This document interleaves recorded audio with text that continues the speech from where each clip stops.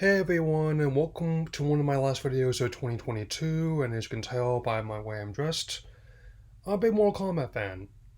Of course. And given how the series turned 30 this year, how close it out, I thought I would look back on 30 years of the franchise and offer like a window of what I could like to see in this future, so here we go with 30 years of Mortal Kombat. First appearing in arcades in August 1992, it definitely stood out from the Burgeoning fighting games that were on the time, with one key distinction being the fatalities. Though the series was definitely influenced by a lot of action and martial arts films, with key influence being in Enter the Dragon, as well as Johnny Cage being influenced by Schwarzenegger and Stallone, as well as GCVD at their peak. Of course, said vitalities, and in particular, subject to a spine rip, made this under controversy, especially among government regulators, including the infamous Joe Lieberman. It was a key catalyst for formation of the ESRB, but the main thing it did in a lot of aspects was as fuel popularity further and made audiences hunger for more, and following 1993, more we got. On top of Mortal Monday, seeing the games getting highly anticipated home ports to the Super Nintendo, Sega Genesis, Game Boy, and Game Gear, while the Super Nintendo version had the infamous sweat, and the Genesis version was one I prefer, even though it didn't run as well. That one you could unlock fatalities, and the sequel, Mortal Kombat 2, also came out that same year here as well. I mean, it was took everything that the predecessor did and improved upon it, adding more, not only more fatalities and characters, but also staples as sort of a response to the criticism they're getting. I mean, new finishes, babalities, animalities, my personal favorite, the friendships. And it definitely set the stage even further, especially as this was the point where they started just releasing the home ports unaltered between the two systems, and which we followed for every subsequent release as well. Yeah. 1995 saw the release of the third main game, my preferred version, Ultimate Mortal Kombat 3, and the first live action film adaptation, which at the time of its release was the highest grossing video game adaptation up to that point, taking over $120 million worldwide on a $25 million budget. And even though they had a toned down fatalities for PG 13, it's actually pretty decent film as video game adaptations go. How being a pretty solid emotional disturbing film with some fantasy elements, which cannot be said about its sequel. 1997 was the year things started getting a little bit off of the series. I mean, with Mortal Kombat 4 had seen mixed reception and showing it had some growing pains transitioning the 2D franchise into a 3D era, but I got a soft spot for it. But that is nothing compared to the sequel Mortal Kombat Annihilation, which made less than half of its predecessor's gross at the box office, ended up ending the theatrical franchise for decades to come. I mean, though some of the animated DTV films are pretty decent, I plan I'll get more of them relatively soon. I mean, I agree, it is bad, but it's also hilariously so. I mean, especially when we saw Vander's performance as Sindel, too bad you will die. Both in perspective of someone who was 11 when they first saw it and someone who's going to be 31 soon, that's basically how I feel about it. And the years 1998 2001 were definitely an odd bones. Like, there were a few ports that were decently received. Mortal Kombat Trilogy on 64 and PS1, MK Gold on Dreamcast being some of the better ones. However, there was also Mortal Kombat Mythology Sub-Zero and Mortal Kombat Special Forces, both of which were spin-offs intended to focus on entire different characters with these subsequent installments. Neither one won past the first installment, and they were not well received at the time or today. And with that being, but one of the most infamous ones was Mortal Kombat Advance, which shared none of the original developers, and was developed in just under 2 months to get it out for the Game Boy Advance's launch in 2001. which had predictable results, becoming the first ever game to get a 0 out of 10 Electronic Game Monthly by editor Dan Shu, who I've spoken with online about that, and he definitely is not above making jokes about it even today. It's pretty. I'm just glad that later reports, as well as the ones of the DS and PSP, trying to be better, as with other installments. One of the series co-creators, John Tobias, would eventually leave the series to pursue other ventures. Ed Boon still stayed on, and the game that rounded out the first decade of the franchise, Deadly Alliance 2002, ended up being a pretty entertaining title, especially as this was the first one that did not have an arcade port to pull from, and instead being developed solely for consoles, which would become the standard going forward, including the next installment afterward.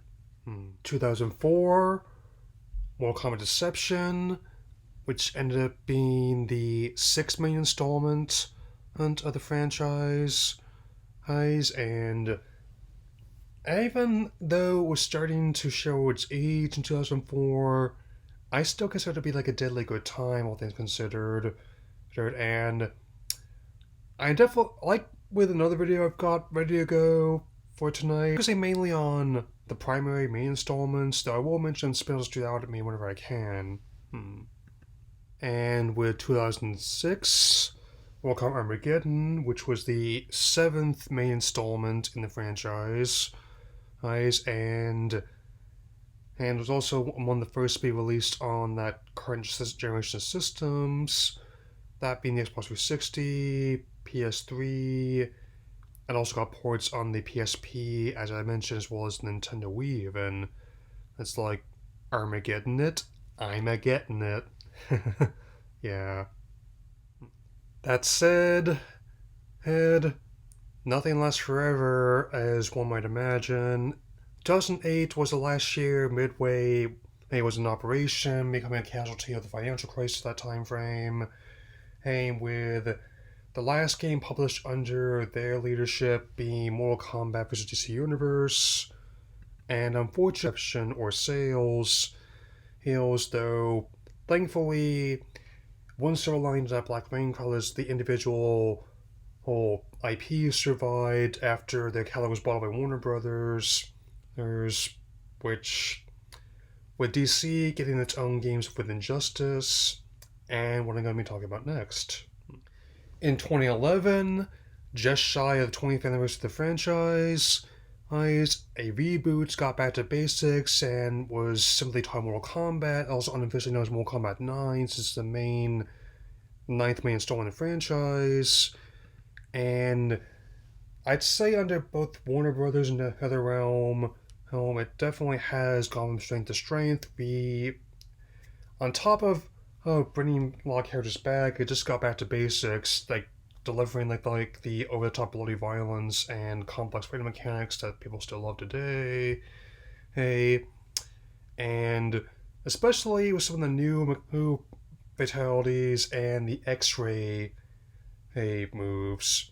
You'd be surprised how many times I had to create, how many iceberg lettuce heads I had to break just to get the bone breaking sounds. It's kind of curious.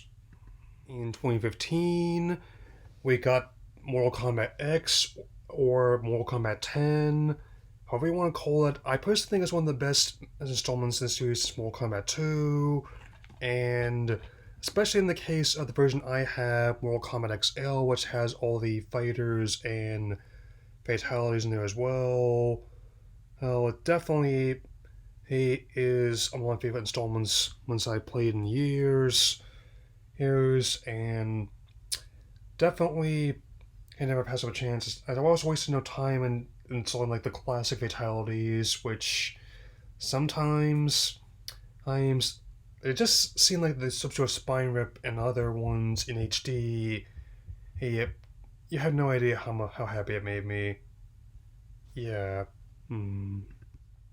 Okay, and 2019 saw the release of Mortal Kombat 11 going one louder, and also followed up with not only further fighters, but also 2 full-on expansions is Aftermath, and my personal favorite version, Ultimate, which again fixes all the balance issues that the earlier versions had and has all the fighters and extra content in there, which is definitely what happens sometimes when a fighting game launches, because I don't always get it right away. Hey, because I definitely want to wait until all the stuff is out and I can opt into it right then. And I'm definitely liking just the variety, even though I don't like it quite as much as Mortal Kombat 10. I definitely enjoy playing it, and I'm definitely willing to keep going to do so as well.